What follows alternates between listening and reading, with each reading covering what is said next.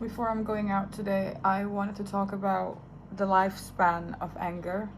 Um, this is something that I thought about since 2 days ago, not only because I am going through it myself, but also because I had it confirmed when I hear the interviews of Ocean Vuong, the American poet. So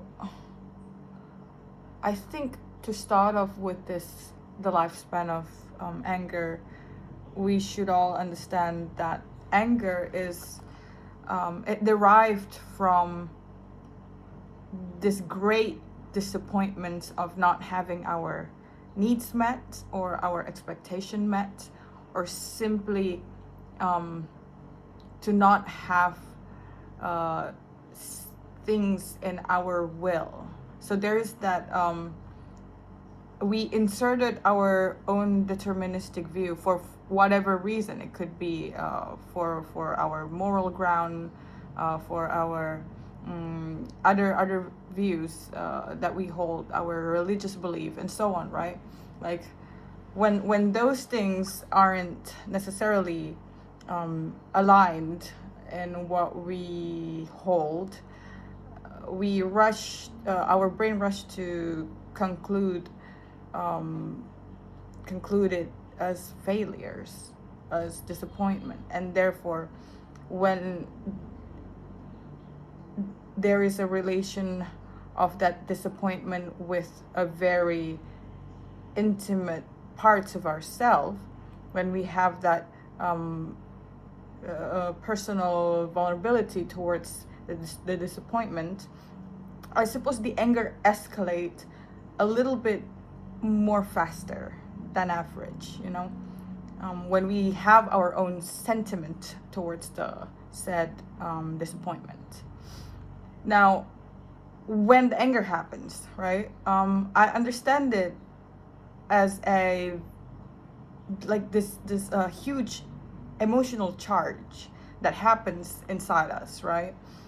It's if I have to speak metaphorically, and I could only speak metaphorically because I'm not a scientist. I cannot talk about it in a medical terms or a neuroscientific whatever terms, right? Um, when it happens, I see it as a storm, right?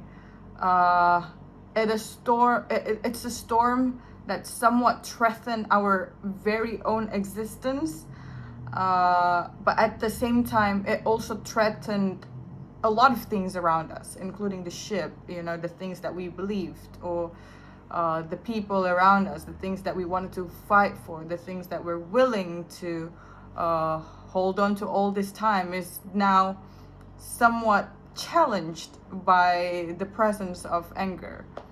And so, in amidst that storm, for most of the times, if we have the emotional intelligence, we made it out alive.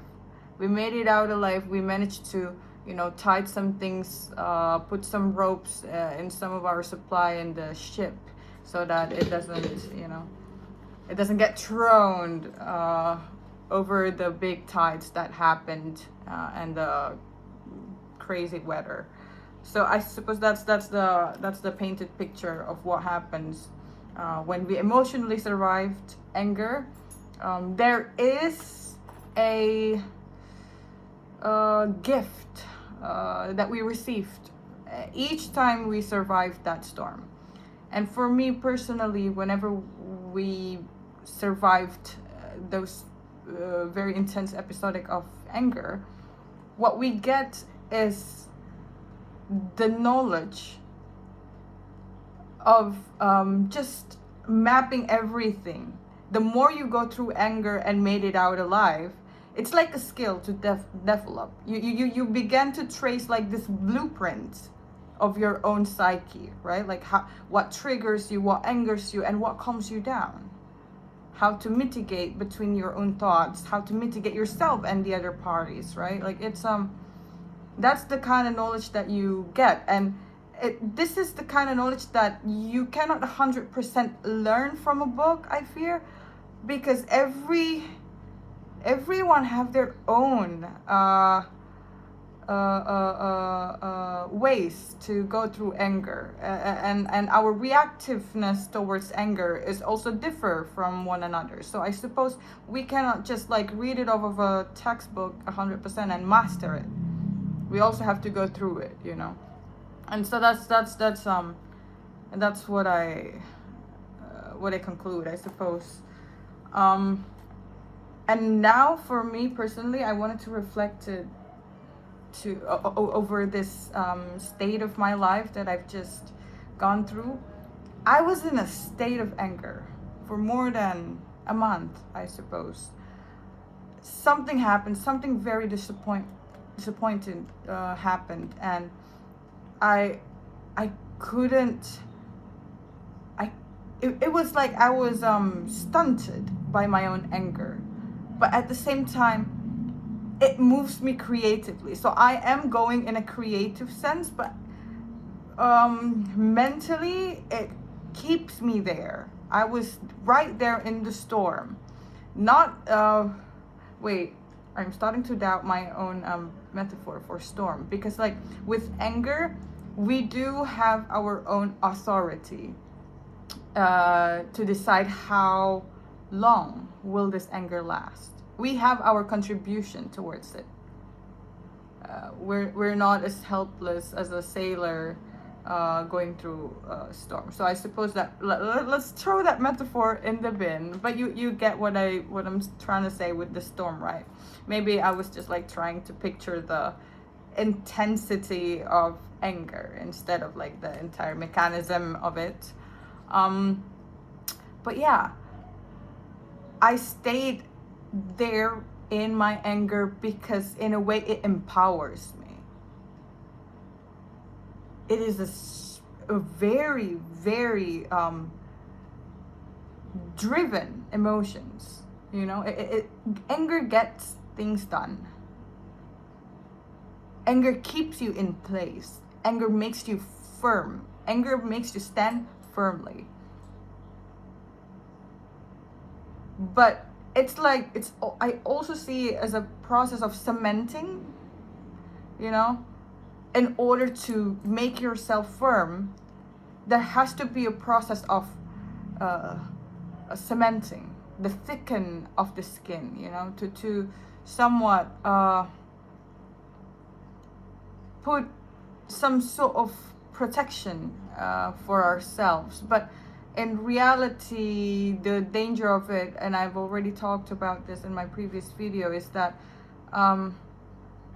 we risked losing the tenderness of our self. There is like that window in the middle of going through anger. There's a window of whether or not you wanted to cement yourself within it, to have a sense of place, to have a sense of stance, you know, that firm, to be firm, to feel like a firm person over a decision. Yeah, so there's that window, and I was tempted, not gonna lie, to cement myself there, to have that sense of authority over myself, that I put myself here by my own will and I'm firm with it, and that I'm tough and all of that, you know. But I didn't take it in the end. I didn't take it for I suppose the most fundamental realization that what a waste it is to live life just to thicken yourself for every disappointment or anger or chaos that you've gone through. What a waste it is that we purposely somewhat decreased our ability to care, so that in return we don't get hurt more. What a waste it is. And I also said this in my previous video, lately I've been having the desire to be more radical in kindness, because for my own belief, I don't think kindness is an inherent thing in human. We don't born into kindness. The world hasn't been kind to a millions amount of people out there, right?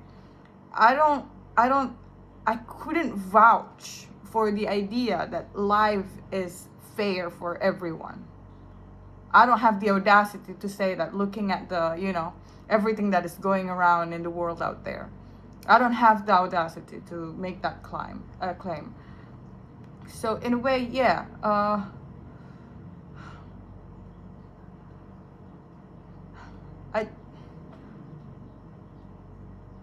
that's just how I view it. The entirety of that window, I fear it in a way. It's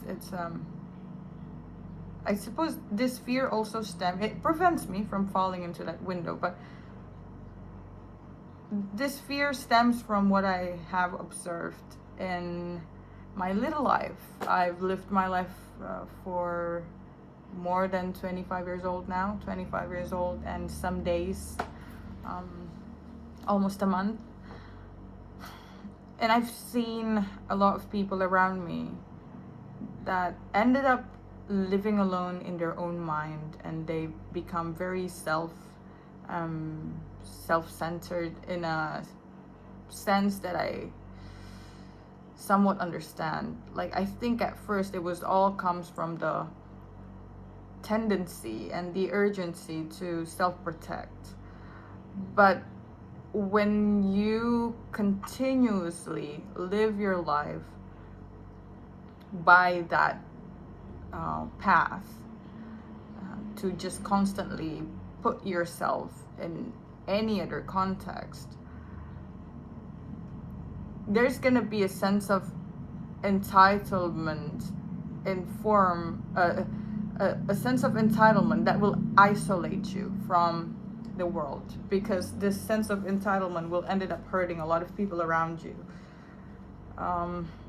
The decision that we make, the way we become inconsiderate of other people, in the name of putting ourselves first, in the name of self-love, in the name of whatever myth that we love to tell ourselves. But the fact is, when we are in that position, we have to realize that this is the result of falling into that window, of falling into the idea of thickening yourself, thickening your skin, hiding behind a wall to protect.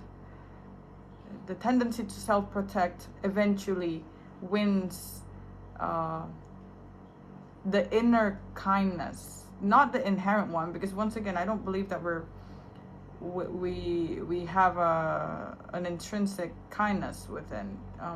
It's more of the polar opposites of any discussion that we have in our mind, right? When we wanted to consider something, we wanted to make a decision for ourselves in a situation, there is like an opposites, sometimes multiple options that we wanted to go through, but all of these options, I suppose, it's what's the English? It is measured by the levels of self-involvement. How much do we gain from it? How much are we gonna lose from it? That's I think that's the measurement of all of these options at its very fundamental basis. So yeah,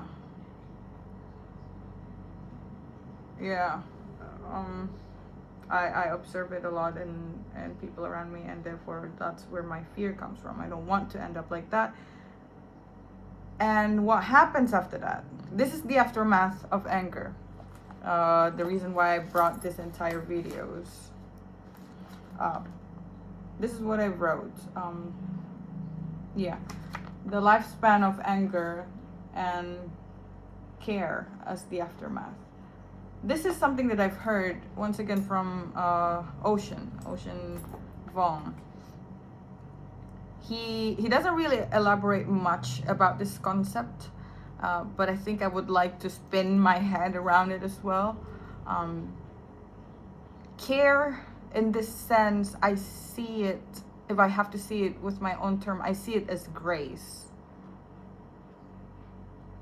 You know, after the anger passed and we have made the decision that we're not gonna act on this anger, that we're just gonna let go, that we accept the defeat that we face, that we accept the pain that was inflicted or whatever it is.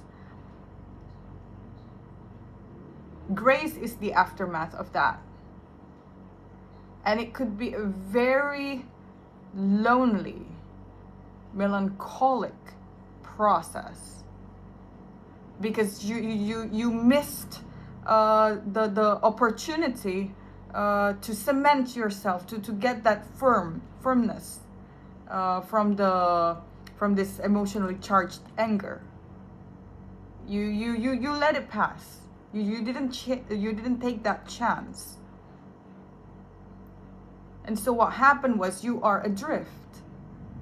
You are adrift in what seems like a limbo, but at the same time, for me personally, we could feel very lost inside it. But once you see that this is the beauty of human experience, I think we're gonna start to treat ourselves with more grace.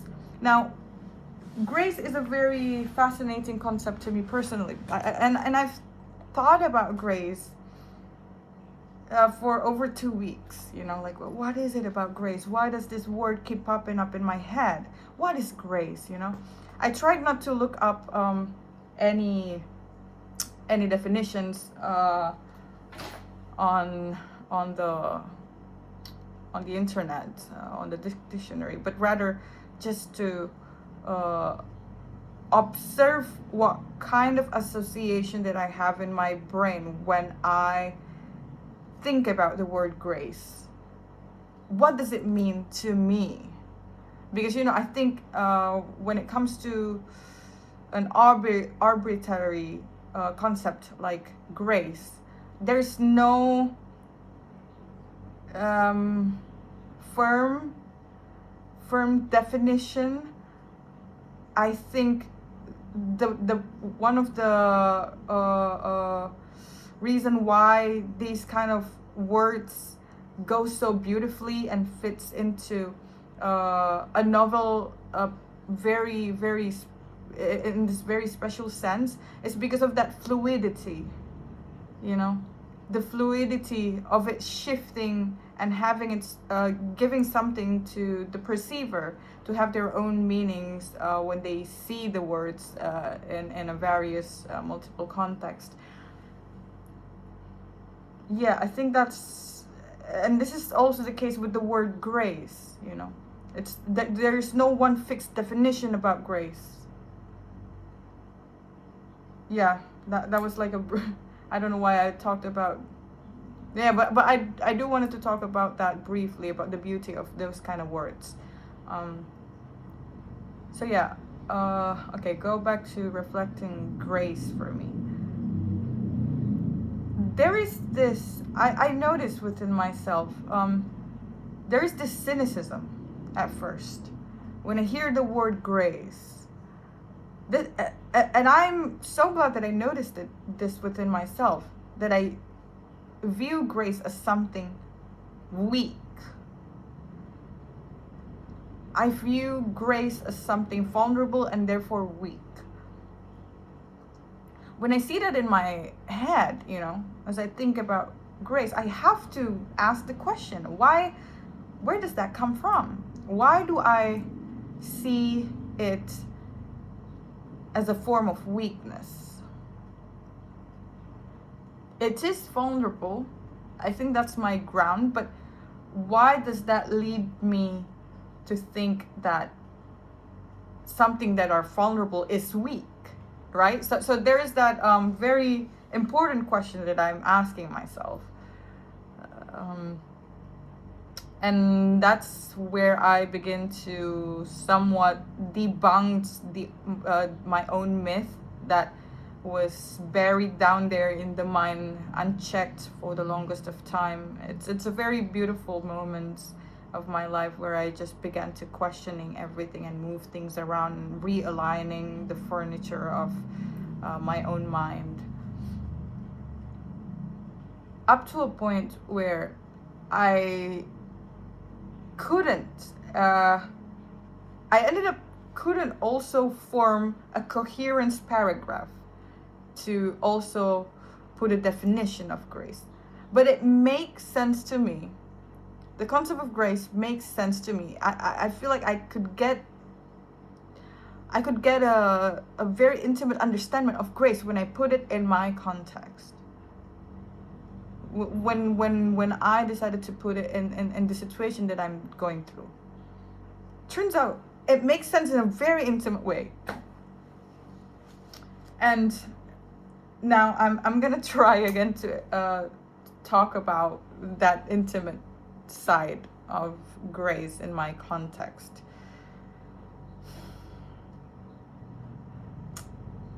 Grace is, I'm going to start with what is not grace. Grace isn't a naivety. Grace is not innocence. Grace is vulnerable, but it is not weak. Grace is an understandment.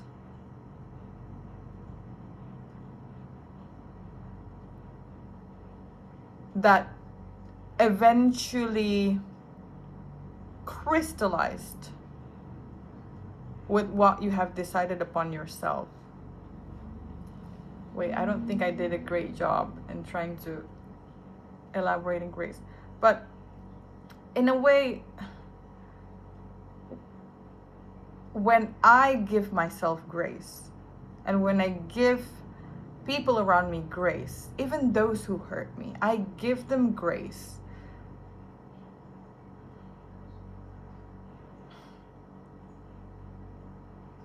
Turns out, grace is not allowing. It's not the act of allowing. When we give grace to the people who inflict the wound upon us, it's not that we become an enabler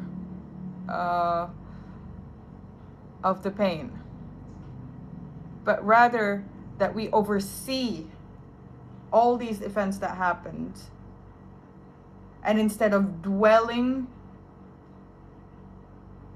on the causality of that pain, we just looked at them in this soft, hazy lights called grace, and we move on. Now, grace is not forgiveness either. It's not. I don't forgive these people. I don't think I ever will. Grace is just that one last look that you give to someone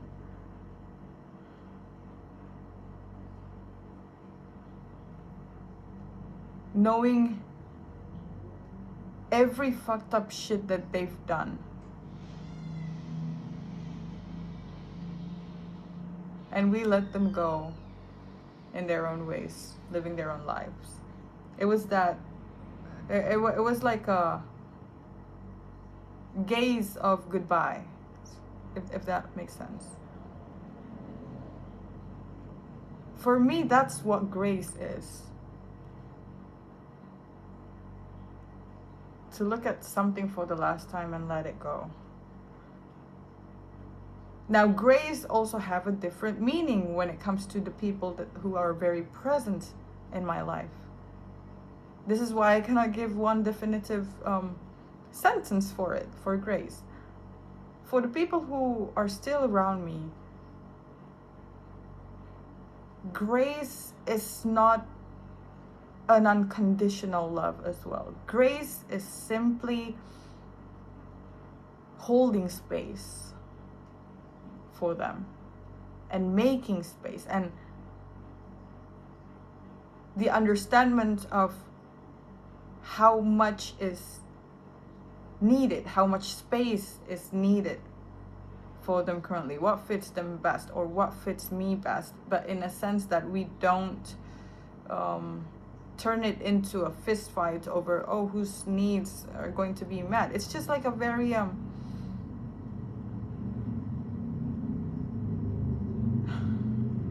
what's the word in English? It's right at the tip of my tongue. Effortlessly. Grace is effortlessly. It's effortless. It's the absence of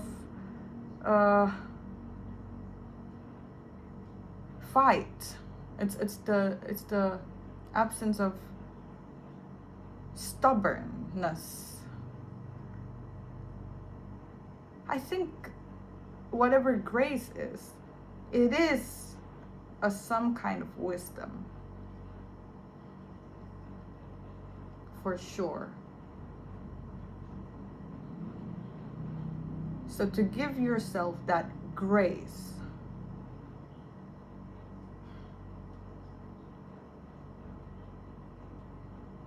you have to become acquainted with yourself first and the world around you in order to give grace, to allow it to take forms in its necessary ways.